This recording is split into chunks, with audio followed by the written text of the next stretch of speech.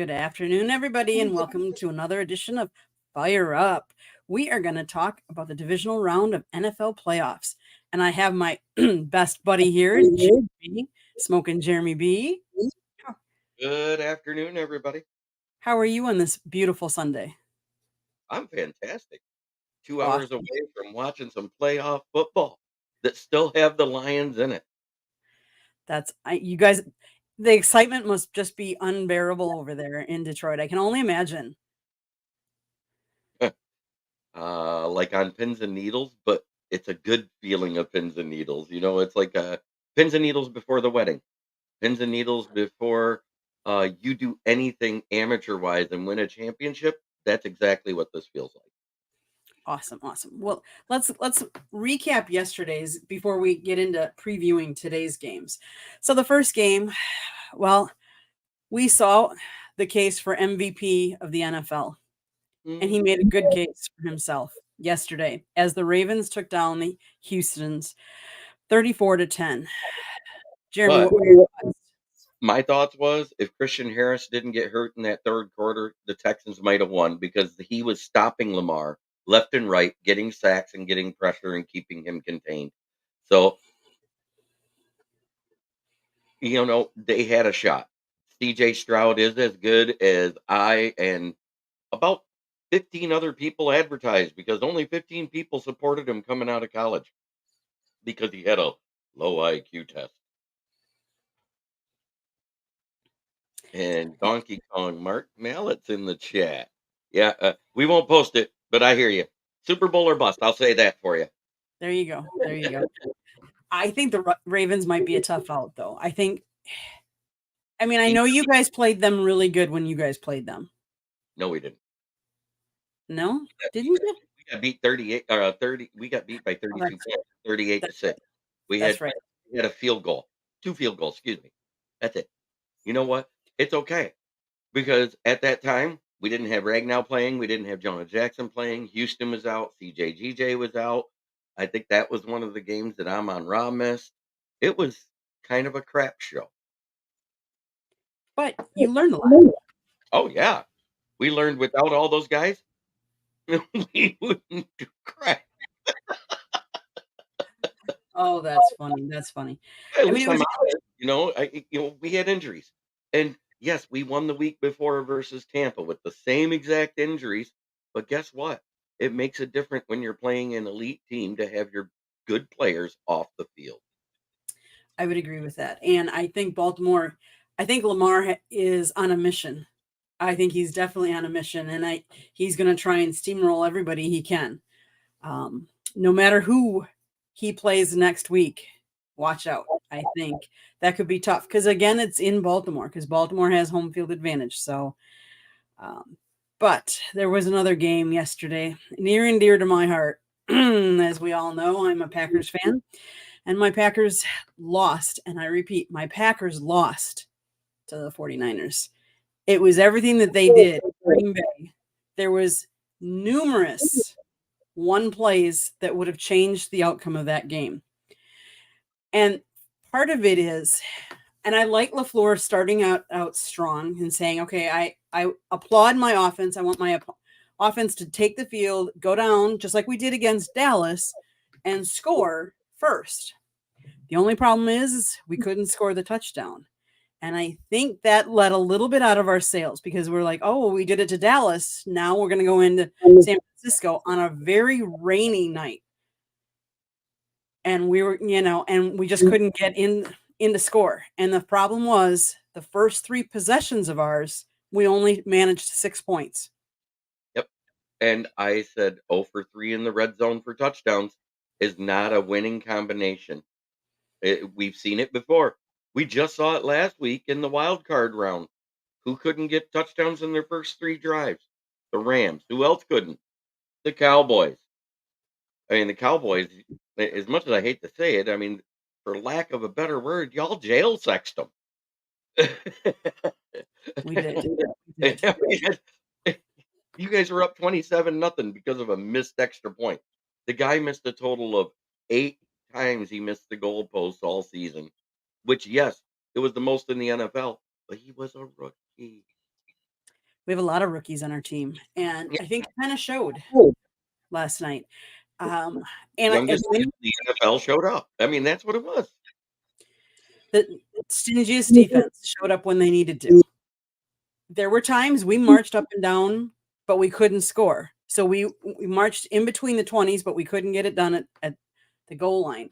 And there were numerous, and I will say at least that I know of, two picks that we should have had that were in our defenders' hands and they couldn't catch it. Now, here we all talk about, I get it. It was raining. It was the same for both sides.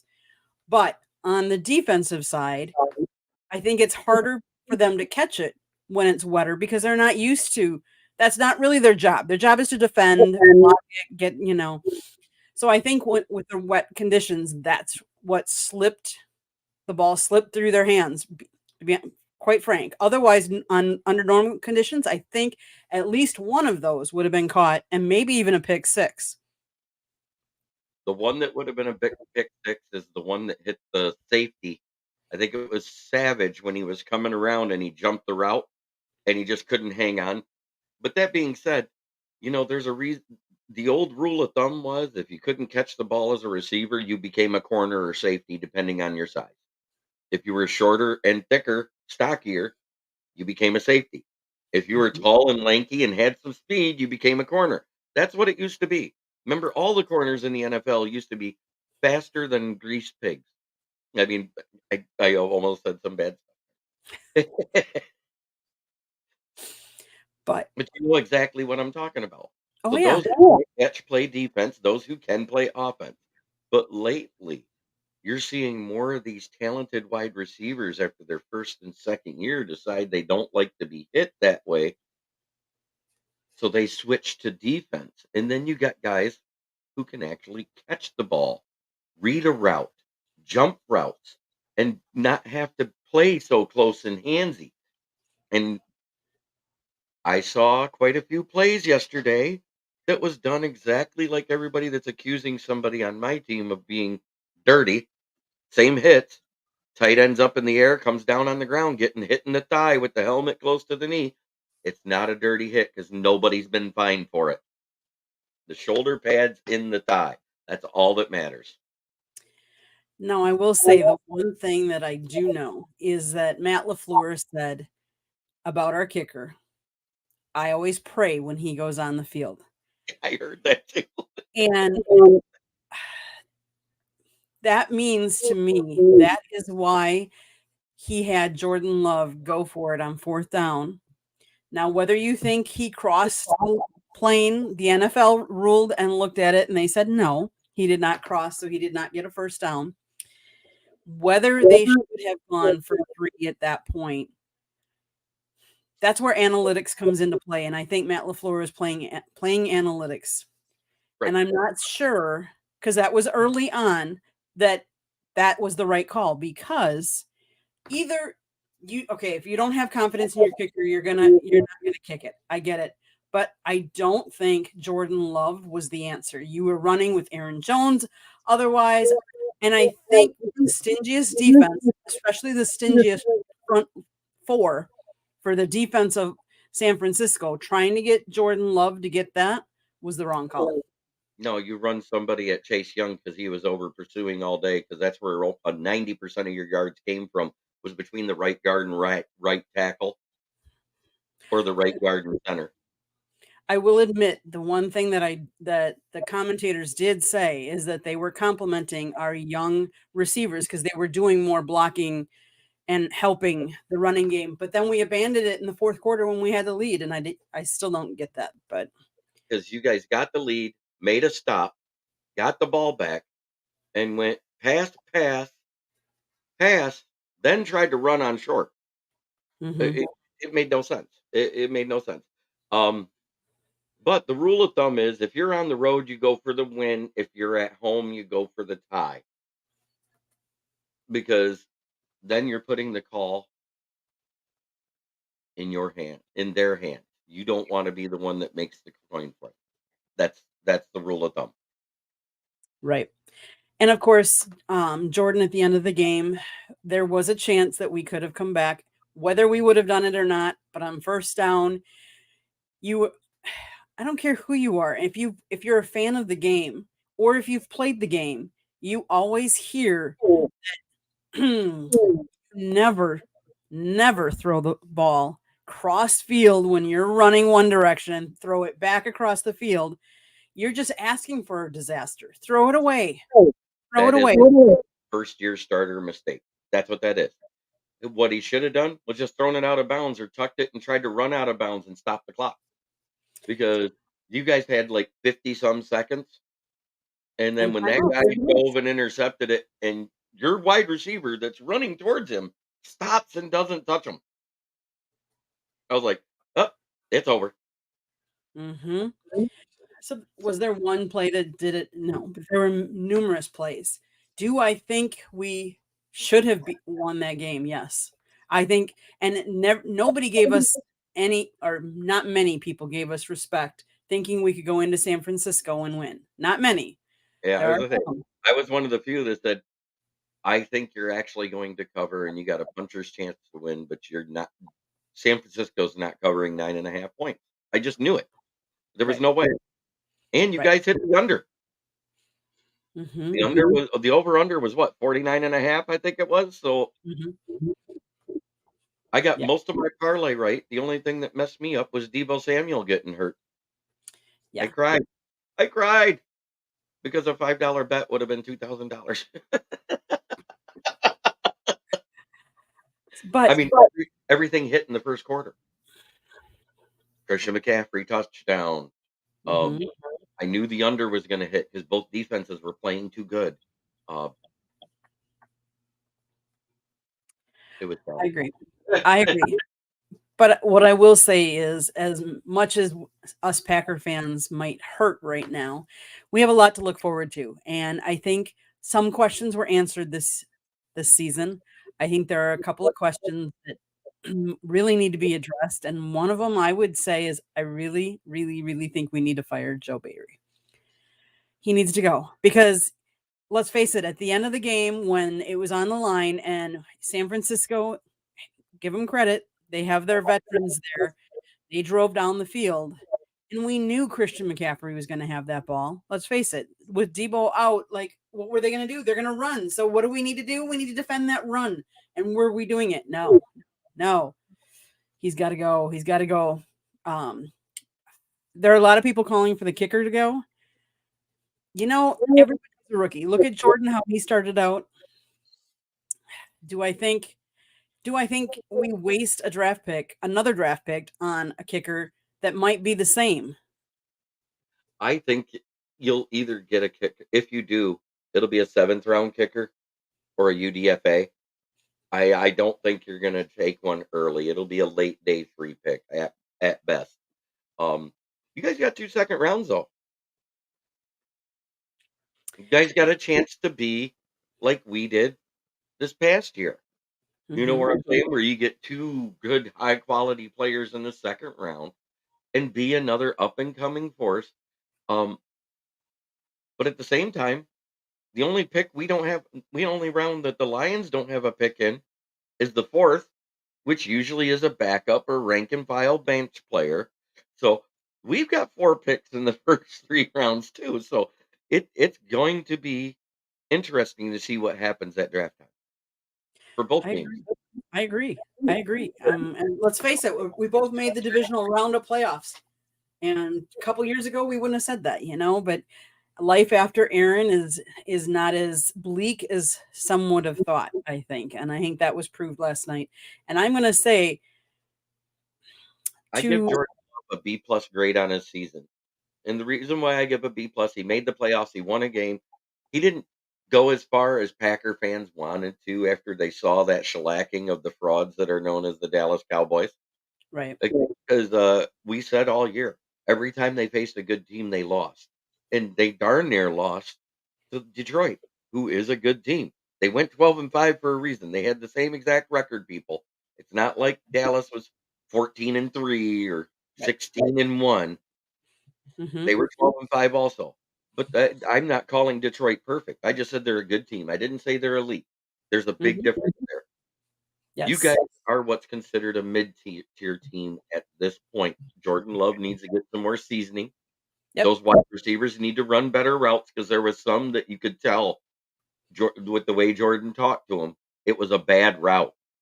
Hmm. It had nothing to do with him throwing a bad ball. Now, the ball that got tipped up and intercepted, that 100% was on Jordan Love not having good timing, and it probably had a lot to do with the rain, but that was a horrible pass behind Tucker Kraft. I would agree with that, but and I would say that on the good side, Brock Purdy had the same, that some of his passes were bad. So that's what really led me to the weather.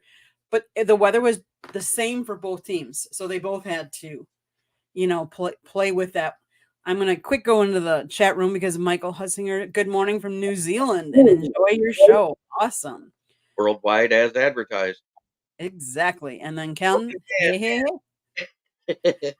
Awesome, awesome, awesome. Well, there's two games. Let's leave Saturday behind in the rearview mirror, and let's look forward to the two that we have today, which I think will both be better games. The first game is the Buccaneers against the Lions, and what I would say is this is a game with two quarterbacks that I don't think get the respect that they should at Yeah, this both point. the number one picks overall. I know they are both number one picks overall. So, previewing the Buccaneers versus the Lions, they did play each other in the regular season. As you alluded to, though, the Lions were on. Who won that game? We did 20-6 with 6 players out, and I'll name them for you. David Montgomery, Jahmyr Gibbs, Jonah Jackson. That was our 3 offensive players out. Laporta played but was limited because he was dealing with a hamstring issue from the week before when we played you guys and won. So we had all of that, and then on the defense, CJ GJ, Emmanuel Mosley, and James Houston all on the IR, and Brian Branch missed that game. So we were missing a third of our starting defense. Yes. And the advantage you guys have is you guys are going to have a home field advantage like you haven't heard because you're playing indoors. It can get really loud. I can only imagine because you guys haven't been in the playoffs in how long that how many people are starving for to be in there and be in that atmosphere. That is going to be electric because I can honestly say I have actually been there before. I have witnessed we won't go into my team that game. It was my team against your team at that point, but it's going to be exciting. I think Jared Goff though does need to hit his receivers. He's got to have a good game today. Not that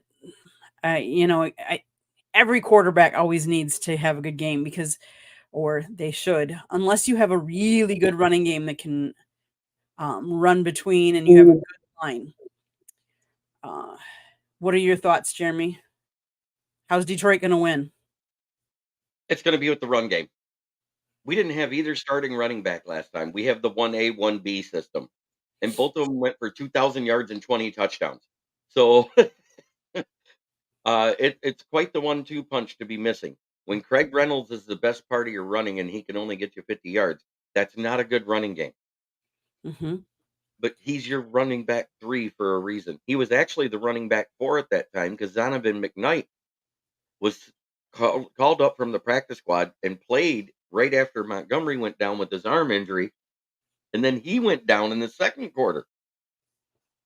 So everybody forgets that we had like 40 yards there and then 50 from Montgomery.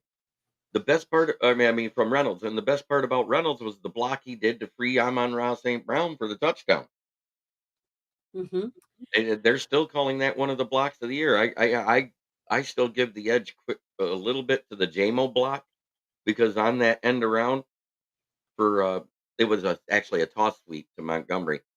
He blocks a linebacker at the line, chips him so hard he falls down, and then runs past David Montgomery on the outside to take out the safety so he could get that 75-yard touchdown versus the Chargers.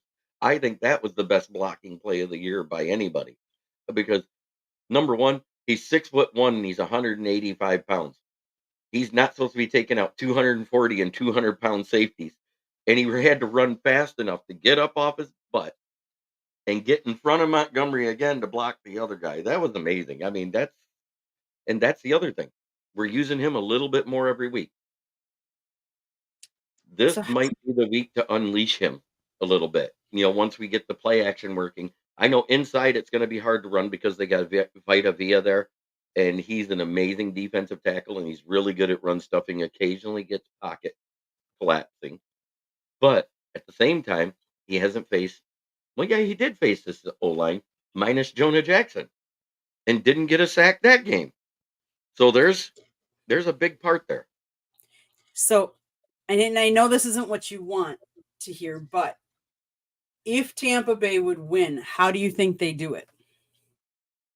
They'd be stuffing the run. They'd have to stuff the run, and they'd have to actually get rushing yards because right now, with what we have on the defense, I think we're going to be taking away a lot of the passing game in the underneath routes because that's where we're good. It's the deep stuff that we get burned on, and we're not Mike giving Evans. quarterbacks time. We're Well, not Mike giving. Evans. Yeah. It's actually Chris Godwin. He's the faster one. Mike Evans isn't as fast. He's more of a contested catch guy, which we've been winning the contest and catch battles lately with those type of receivers. It's the speedy guys that get us, which would be Perry, I think his name is, or whatever. The slot receiver and Godwin are the faster ones. Um, what about Jared Goff? Do you think he'll throw any interceptions? Because that's one area that he has been known to do every once in a while. As long as he's not pressured, he doesn't throw picks. I mean, and I'm when I say pressure, I mean QB hits and sacks. I'm not talking about where they get close to him and they count it as a pressure. There's a big difference between the two. And that's the same with our defense. Our defense Mhm. can't get picks if we're not hitting the quarterback and getting sacks, those type of pressures. You can count that where they go by the GPS that's in their shoulder pad or their helmet and get within a yard that's a pressure. It's not pressure. Pressure is what we saw last night. Both those quarterbacks through the second and third quarter struggled mightily because of the pressure they were facing. Yes. And Braylon comes in and he says, Candy, I'm mad at your Packers. Can't do one thing right. Um, Oh, Braylon, she we already talked about them. They did a lot of things right. Yeah, there were some plays that they could have had back, but that's the young team that they were. The other thing I will say is, and I was noticing this last night, is that somehow, some way, we've got to get better with the referees. And because one of the Christian McCaffrey's touchdown runs, actually past a touchdown, was actually after play had the clock had already gone to zero. They should have never been there should have been a delay of game, but they didn't catch it. And part of that I'm going to blame is going to be on Matt LaFleur and his coaching staff, because if they're not on top of those little things like that. And one other thing I would say that I noticed is San Francisco's defense lined up very, very close in the neutral zone. And I'm like, wait a minute.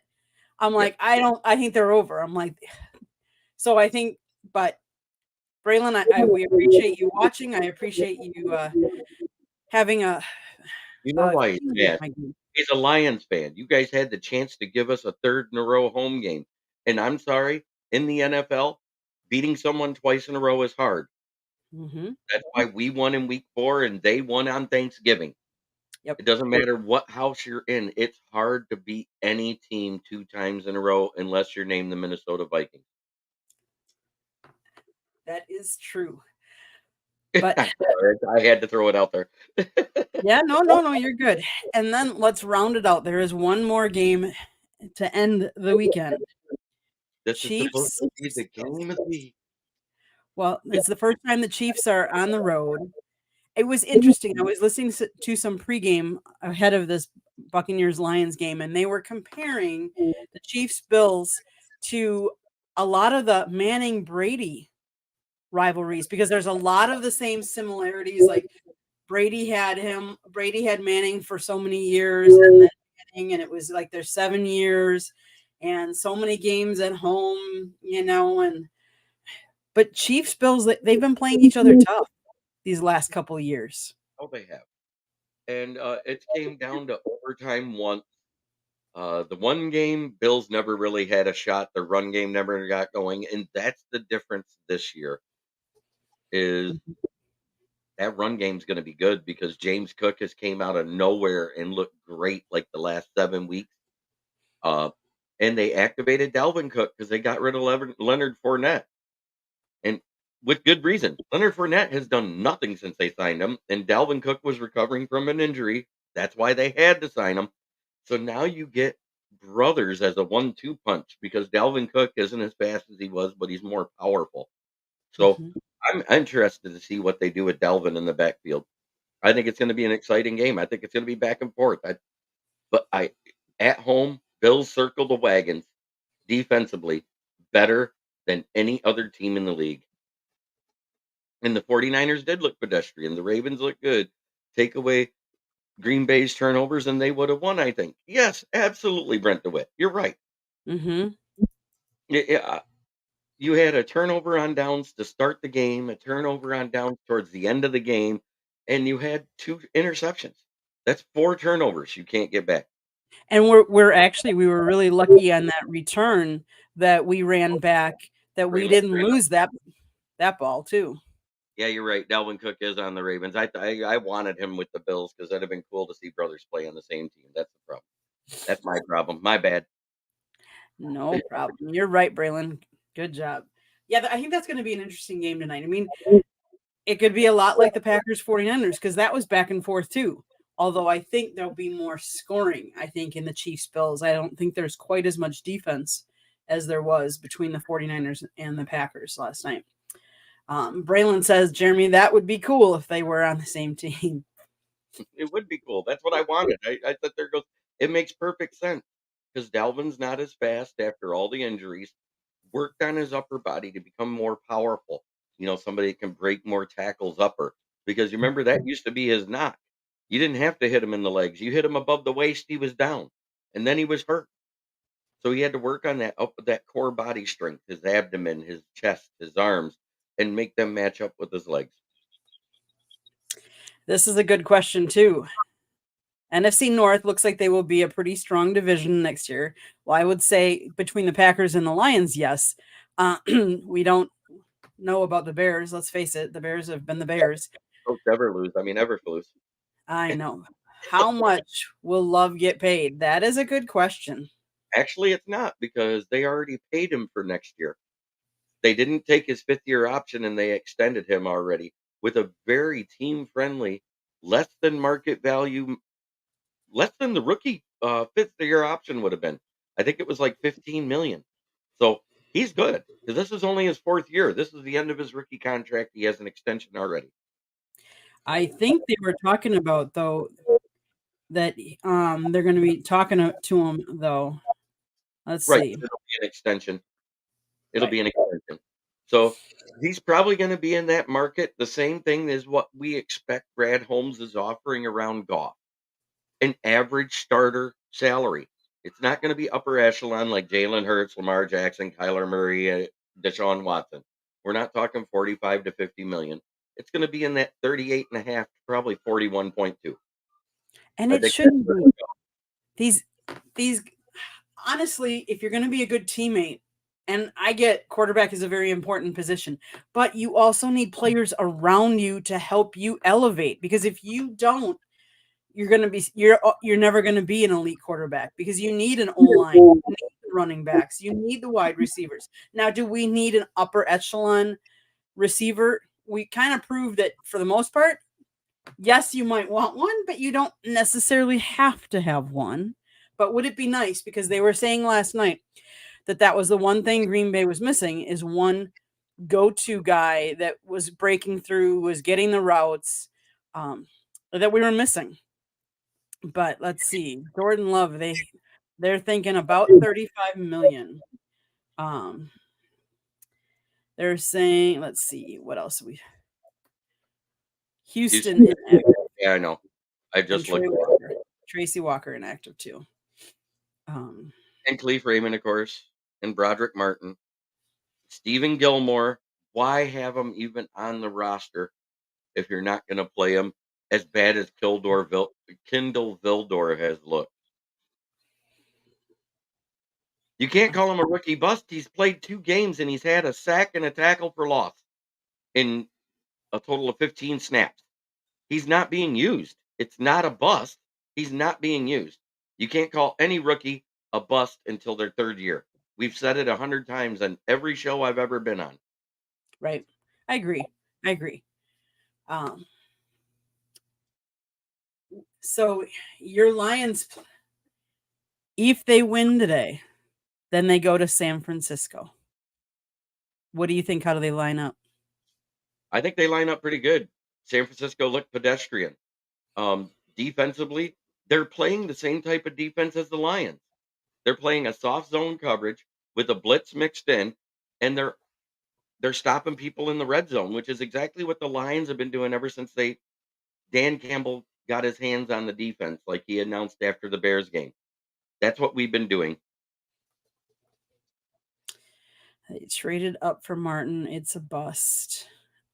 I disagree again. Let's see. YouTube.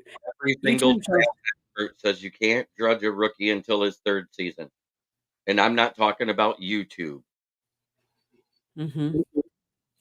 I agree. I agree. Let's face it. I mean, Jordan Love sat for how many years? I can't call him. I'm not going to call him a bust yet. I mean, look at how he improved over the course of a year. So that's what's going to happen with your draft. Some of your drafts. Yes, we've had busts before. Look at Tony Mandarich. I mean, that's our ultimate but biggest bust that the Packers have had. Well, he's going to lump him with Joey Harrington, Jeff Okuda, and Andre Ware after 1 year. That's great. Go ahead. Mm-hmm. That's your opinion. It don't make it right either. Right. I agree. I get it. I get it. So, who do we think? Chiefs or Bills tonight? I got the Bills winning at home. Okay. Okay. I think that gives them the edge. And then I'm sure you're taking your Lions. Of course. Lions over the Buccaneers. So next week then we would be looking at Lions, 49ers, and Ravens, Bills. Who do we have in the Ravens, Bills? Ravens, Bills. It's going to be at Ravens. It'll be a tall task. Sitting a QB they don't need is a little different. You can't call Tony Mandarich a bust yet. He hasn't played 33 seasons yet. You said 33. Now you're putting words in people's mouth. Oh boy. Oh boy. Well, at least we have some fan out there commenting. I mean, I have to give them credit, but yeah. I do definitely don't call anybody a bust their first year. Houston is out. What is Dan? That would be our illustrious. You know who makes the decision on defensive players sitting or playing? That's Aaron Glenn. If the Bills can keep their running game going, they should win. And then Lions 34-17. I think it's going to be much closer than that. I still think we hit the over because our over is exactly the same as what the 49ers versus Packers is, 49.5. I don't think we hit the over. I think it's going to be a close, low-scoring game. I'm thinking either 24-17 or 24-21. Lions win. Okay. Okay. Any other comments? Anything else you want to talk about, Jeremy? Well, let's enjoy the games. Let's enjoy the fact that we have, like I know Candy enjoyed her season. I did. As much as it pained me last night, I enjoyed the game. I mean, at least it wasn't like they really laid an egg. They went out there, they competed. It was a hard fought game against a very tough defense. And yes, we learned lots. And football is my first love of sports. So Yeah. Yes, I did pick the Texans. And had Christian Harris not get hurt, their linebacker, it might have been a different game because he was keeping Lamar in check. As soon as he went out, Lamar was able to get actual yardage in the run game. meanwhile, I mean, I know we don't talk very often NBA, but I just have to comment that my Bucks did beat your Pistons yesterday, although the Pistons are not having a good season. I will admit that. We're 4 or 5 and God knows whatever. You guys are 4-38. We're 29-13. Uh, Winning the most ping pong balls for the draft lottery. Yay! Stop tanking. oh. So, do we think Belichick is going to go to Atlanta? Actually, because they just scheduled a second interview with AG and Ben Johnson next week, it doesn't look likely. Do you think that's because of Belichick? I think it's because Belichick wants total team control. I also think that's why nobody's given Harbaugh a second interview other than the Chargers. It should be an interesting offseason. And how many Alabama players have hit the transfer portal now that Saban's out?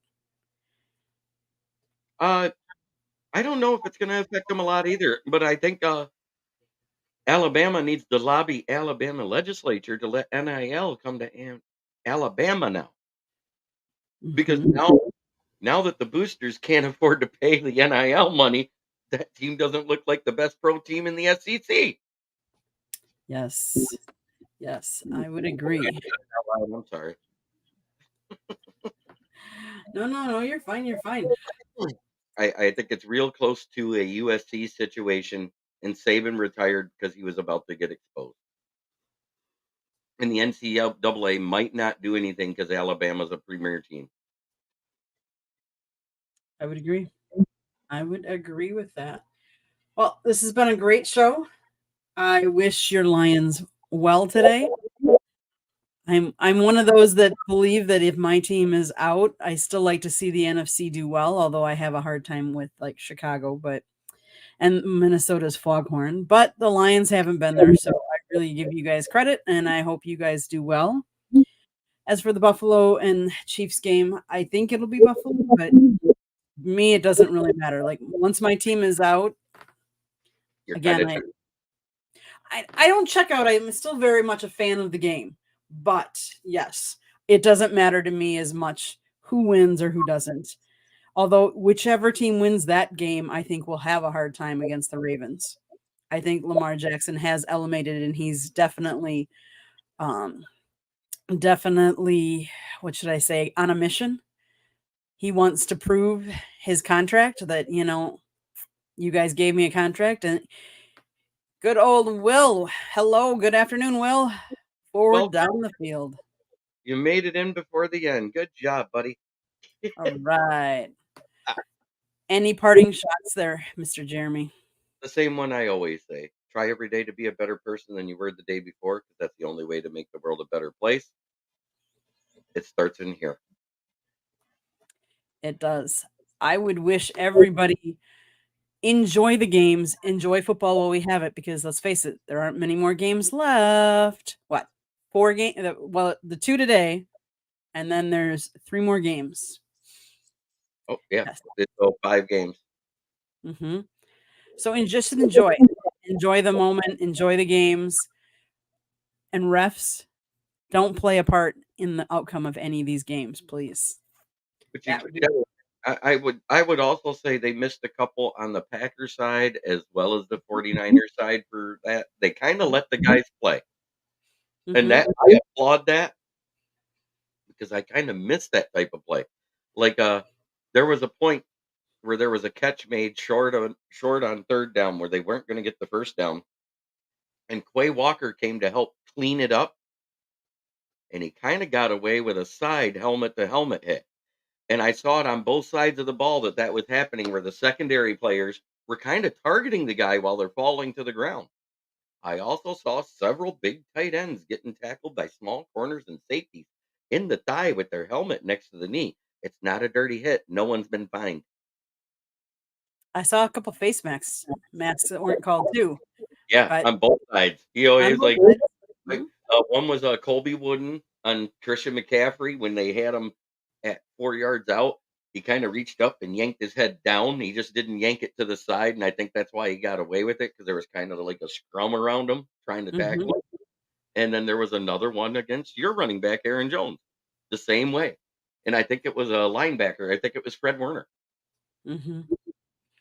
Yep. So, those type of plays gets missed. What doesn't get missed is when you hook them near the ear hole and you twist their neck sideways. They're calling that one all day. Right. Right. I agree. Well, Jeremy, it's been a pleasure having this episode with you. Good luck to your Lions today. And Or until the next time, thanks to everybody that was in the chat room. I appreciate it. Tell everybody, Jeremy, how they can get a hold of you. Well, you can find me on Twitter, as you can see right there, Smoking Jeremy on X. You can also find me on the SouthFloridaTribune.com, where I do my writings for the Motor City Tribune. You can find me also on this channel, sometimes 2, sometimes 3, sometimes once a week. It doesn't matter. You'll find me here. I'm a part of the network. And you can find me on my network, which is Kneecap Biting with the Motor City Lions, which I've joined up with Main Event 365 and the Lions Villain Squad on Facebook, which is 24,000 strong. So you can see me everywhere. Awesome. Awesome. Well, this is just one of our shows here on the South Florida Tribune Network. We have Inside the Pigskin. We have 108 Talk, Sports Exchange, Spundant, Fire Up Michigan, Fire Up Wisconsin, Fire Up Florida, Motor City Mad Mouth Show, No Limits, Professor and Pupil, all kinds of different shows. One of the things my husband did, he wrote a book, Inside the Microphone. It's up on the right corner. It's available on Amazon and Kindle. It talks about his over 40 years in the media business and how the media has changed over the years. It's a great read. You can also find my photography on www.southfloridatribune.com, where you can see Jeremy's writing, Scott's writing, George Eichhorn. You can get transcripts from the Dolphins, the Lions, the Jags. We have one of our partners is USF, the college down here, or FAU, for those of you that are FAU college basketball fans. Let's see, what else do we have? We have all kinds of, we have Inter Miami. If you're into soccer, we post them. And the Miami Dolphins, the Detroit Lions, the Jacksonville Jaguars, all their coaching notes, they're all there to peruse at your leisure. The Miami Marlins, if you're into baseball, because let's face it, that's right around the corner coming up now. What else do we have? We're also partnering with NGBT TV. It's going to be on Roku TV. Sneak peek is January 29th. You'll find the Sports Exchange on that network. We have lots of going on, lots of things happening. If you're a sports fan, even if you're not a sports fan, we have shows that talk about that. But as far as we are going to be doing a conference championship preview next weekend, so make sure you tune in for us next weekend. But enjoy any of our shows during the week and enjoy Jeremy's as well. It has been an awesome episode. Thank you very much, Jeremy. Thank you for everybody that commented and watched us. If you liked us, share us. Tell all your friends about it. We want more subscribers. That red subscribe button. You guys know what to do with it. Hit it. It's free. It doesn't cost you anything. Just a little bit of time watching. So on behalf of Smoking Jeremy B, my name is Candy. I'm from the South Florida Tribune. We hope you enjoyed this episode, and we want to catch you next time. Thanks, everybody.